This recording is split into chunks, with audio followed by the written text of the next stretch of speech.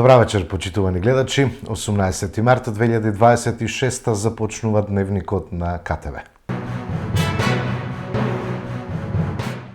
Собранието денеска на 94-та седница го избра Ненад Савески за нов државен јавен обвинител. Изборот на Савески го поддржаа 66 пратеници, против гласаа 2, 8 беа воздржани. Предлогот на владата за избор на Савески за државен јавен обвинител пред пратениците го образложи вице-премиерот и министер за транспорт Александар Николовски. На изборот претходеше расправа во која пратениците од власта и опозицијата разменија критики за тоа кој е одговорен за ниската доверба во правосудниот систем, кој прави обид за партизирање на судиите и обвинителите, се споменуваа последиците од работата на СЈО, Сваровски, судството, се споменуваа имињата на поранешните премиери Зоран Заев, Никола Груевски. Пратениците од власта ја потенцираа богатата биографија и работното искуство на Савески во правосудниот систем, што исто така беше признато од пратениците од опозицијата, кои пак забележуваа дека квалитетот не е неспорен, но го критикуваа системот што сака да го воспостави власта, кој според нив ќе го партизира обвинителството. Јавното предпријатие Комуналец Кавадарци набави 50 нови контејнери од 1,1 метар кубен со кои ќе бидат заменети дел од старите и дотрајани контејнери, а дел ќе бидат поставени пред новите колективни стамбени единици.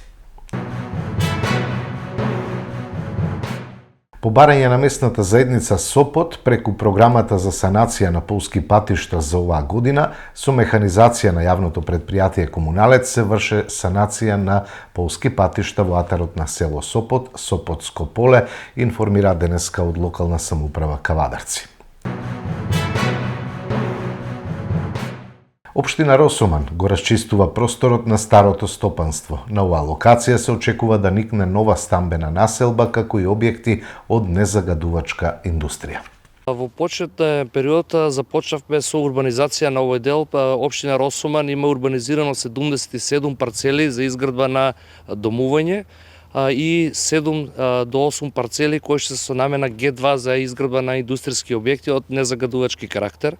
Во наредниот период продолжуваме да го расчистуваме просторот во старото стопанство, а паралелно и проектираме нова канализациона и водоводна линија за овој дел.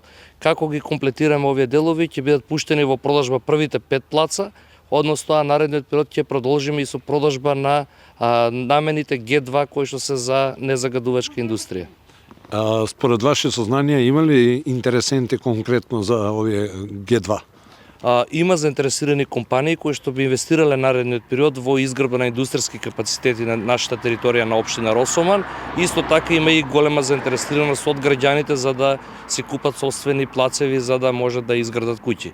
А исто така и паралелно ќе тераме постапка за оформување на уште 5 градежни парцели во населбата Гумење, а се разгледува и можноста да овозможиме на граѓаните на повеќе локации да може да си купат собствена парцела.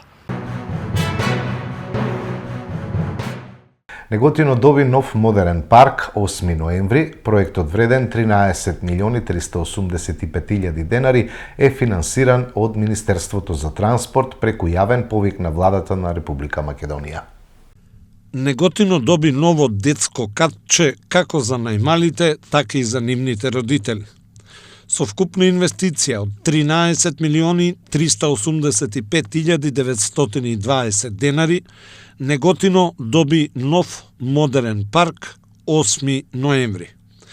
Изградени се 3 посебни влезови, пешачки патеки со бекатон, модерни канделабри, клупи за одмор, корпи за отпадоци, скалници, летниковци, чешми за пиење вода, шахмаси, лулашки, клацкалки и така натаму.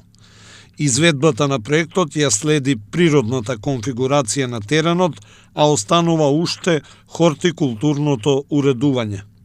Овој проект е финансиран од Министерството за транспорт преку јавен повик на владата на Република Македонија.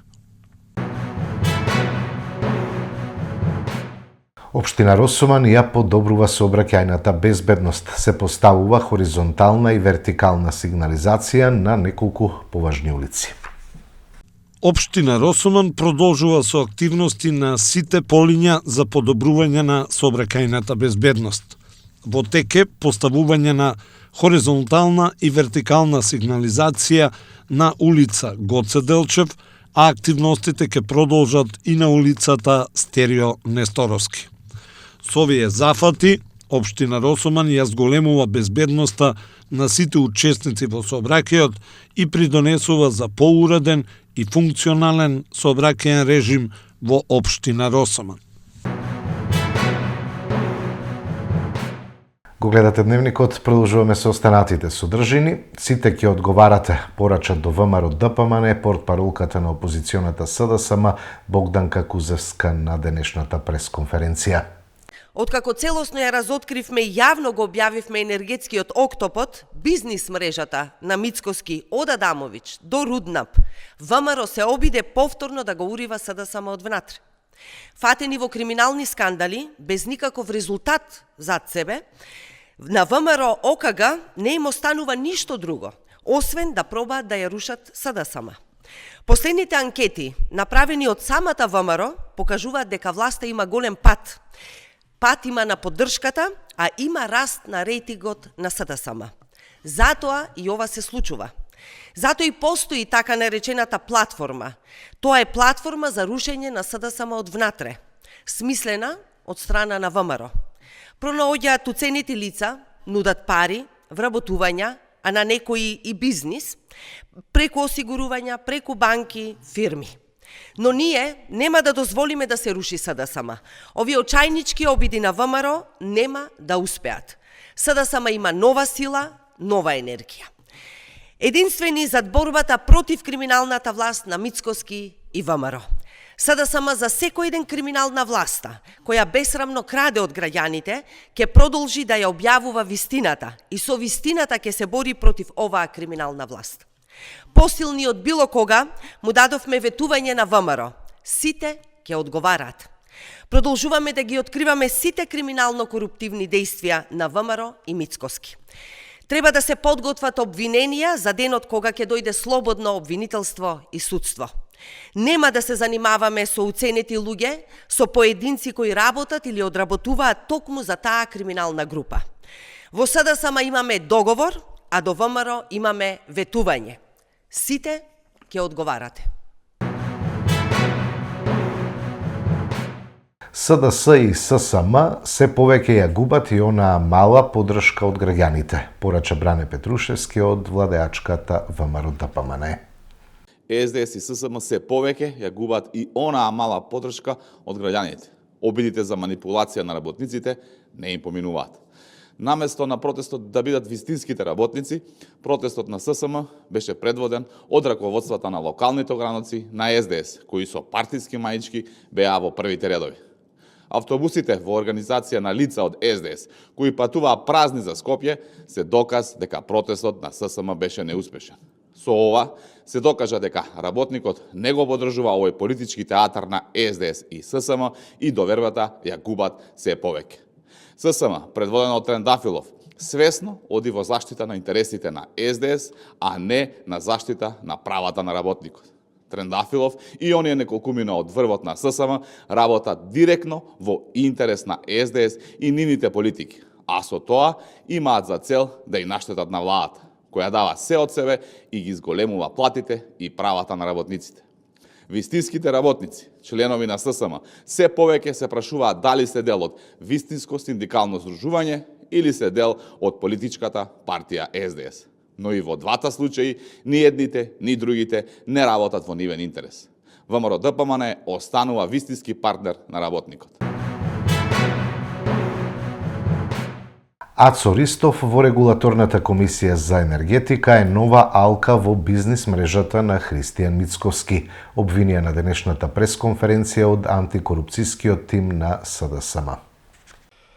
Во бизнис мрежата на Мицковски во енергетиката влегува уште една алка, уште едно име, уште една институција – Регулаторната комисија за енергетика. Мицковски го избира Ацо Ристов на чело на Регулаторната комисија за енергетика. Тело кое ги носи сите одлуки за цените на струјата, цените на горивата и цените на енергенсите. Кој е Ацо Ристов? Поранешен градоначалник на ВМРО во Радовиш. Сопруг на судиката Данка Ристова, која неодамна беше избрана за членка на Судскиот совет. Но најважно, бизнисмен во енергетиката со хидроцентрали. Исто како Мицкоски. Како сопственик на бизнис кој произведува струја и добива тарифи од државата, Ристов сега треба да носи одлуки во регулаторната комисија за енергетика, кои ги диктираат токму тие цени и правила на пазарот. Не е ова само конфликт на интерес. Ова е бизнис операција која однапред била добро осмислена за да се вклопи во бизнис мрежата на Мицкоски. Ристов во изминатиот период се ослободува од сопственоста во компаниите поврзани со изградба на мали хидроцентрали. Компанијата што носи стотици илјади евра годишна добивка, одеднаш менува сопственик. Неа ја превзема сметководителка од Радовиш, тотално непозната за овој сектор.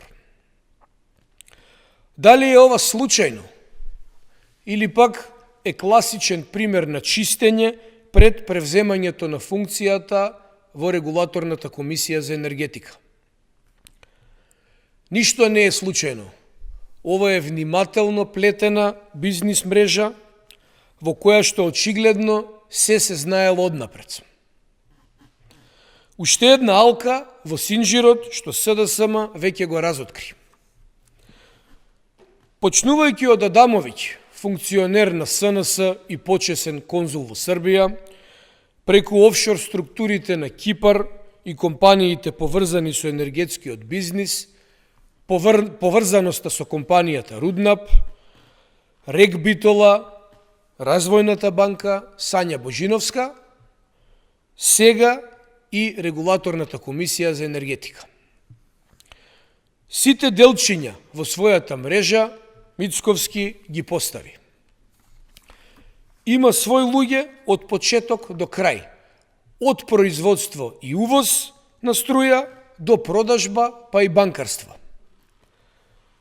Кој тоа ќе го плати на крајот, се разбира народот. Кога граѓаните ќе видат денеска повисока цена на горивата, нека се сетат на оваа бизнис мрежа на Мицковски. На тоа кој ги предлага, а кој ги одобрува високите цени. Кога ќе видат висока сметка за струја, тоа е позадината. Зошто?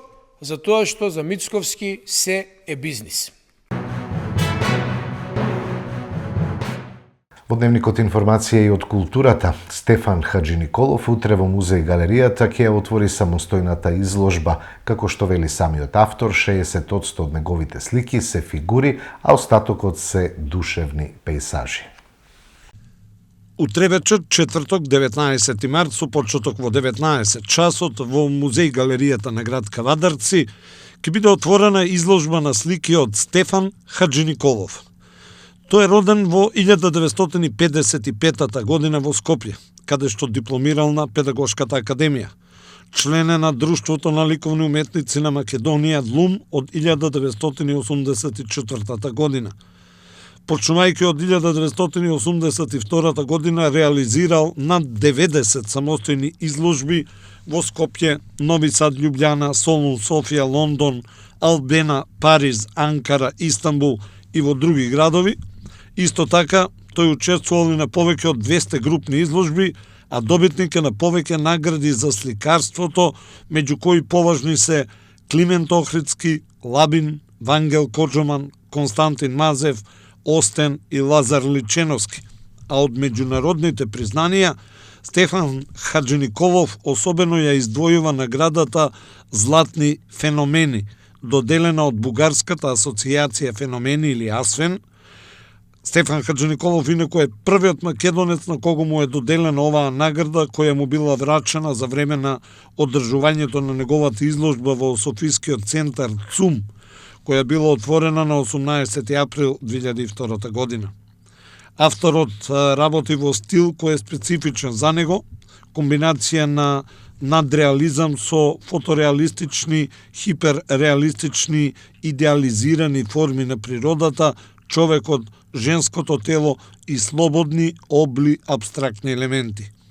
Авторот од секогаш ја работел женската фигура на негов специфичен начин. На 60% од неговите слики се фигури, а остатокот се абстрактна уметност, односно душевни пейсажи.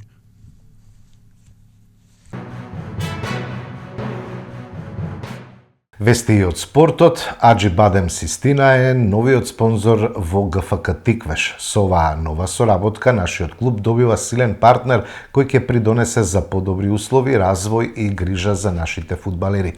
Веруваме во успешна и долгорочна соработка, исполнета со нови победи и заеднички успеси, објавија денеска од клубот. Во делот на спонзори кои што ги имаме класифицирано и добиено, со новиот коинвеститор од ГФК Тиквеш, веќе има финансирано, и тоа во извештајот сигурно имате околу некои 200.000 евра, кои што беа и ветени и исполнети од страна на инвеститорот, турскиот или македонско-турски инвеститор, може да го наречем слободно.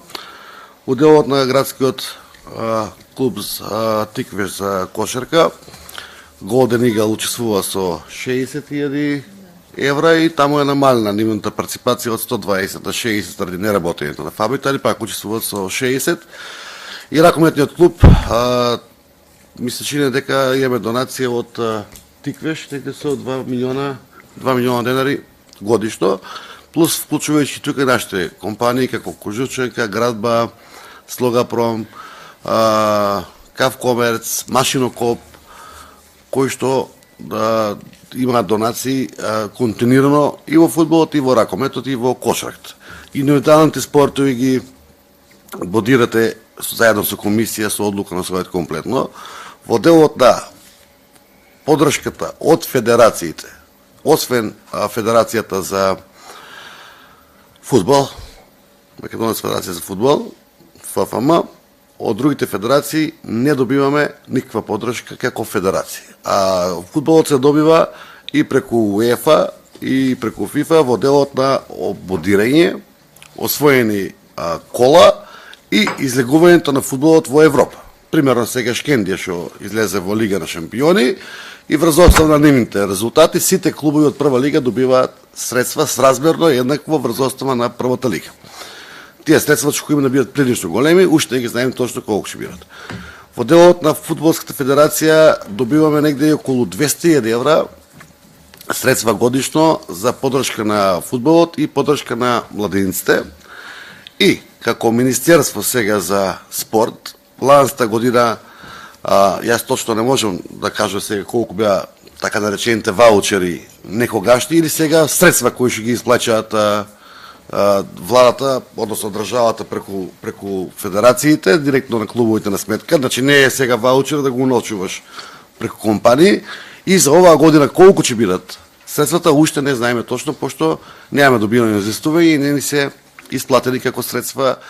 Од тоа што го знаеме дека се пуштени од Министерството за спорт во Оптек, се пуштени во Трезор да бидат исплатени. Очекуваме во секој момент да бидат исплатени, така да еве почекајте да до крајот на март или после втората половина на март бидат исплатени средствата за 26-та би дошло ове, веројатно за поддршка на спортските клубови. Меѓутоа не заборавајте дека во меѓувреме имаме 2,5 милиона денара инвестиции од Министерството за спорт во делот на фитнес зони 3, кои што треба да се доправо сега имплементираат.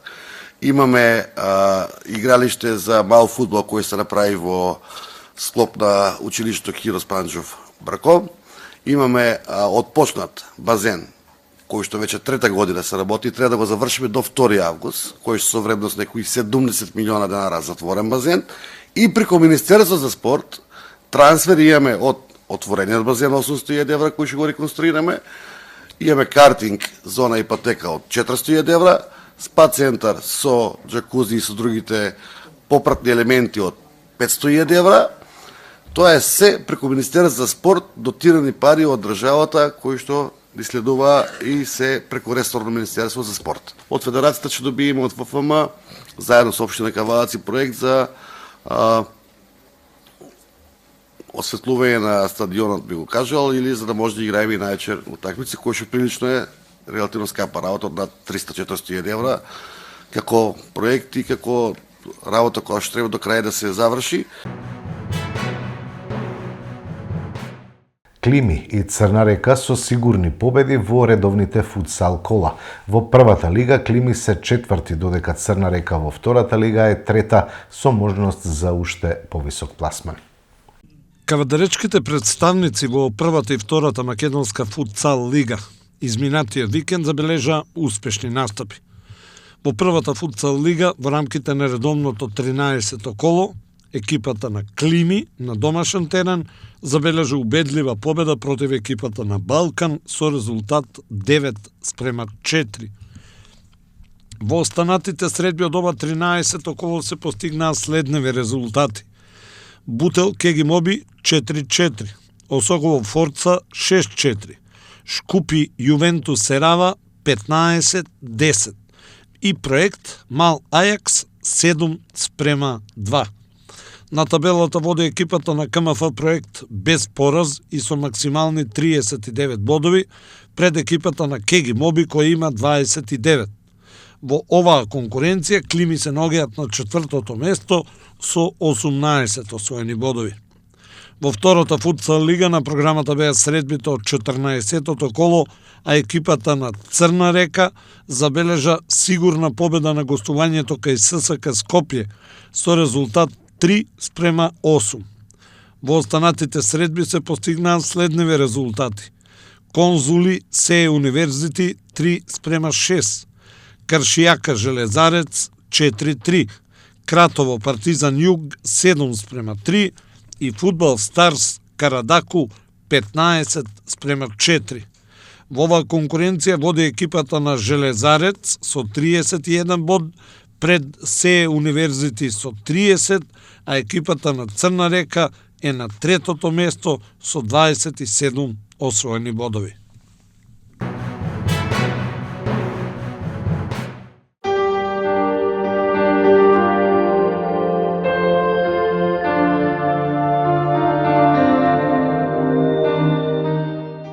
Утре не очекува променливо облачно време во западните делови со повремени слаби врнежи од дошта на планините и на некои од повисоките места од снег. Ќе дува умерен, наместа повремено засилен ветер од североисточен правец. Температурата во повардарскиот регион во интервал од 3 до 13 степени. Во следните денови ќе се задржи променливо облачно време со слаб до умерен северен ветер. Утринските температури наместа ќе се спуштат под 0 степени.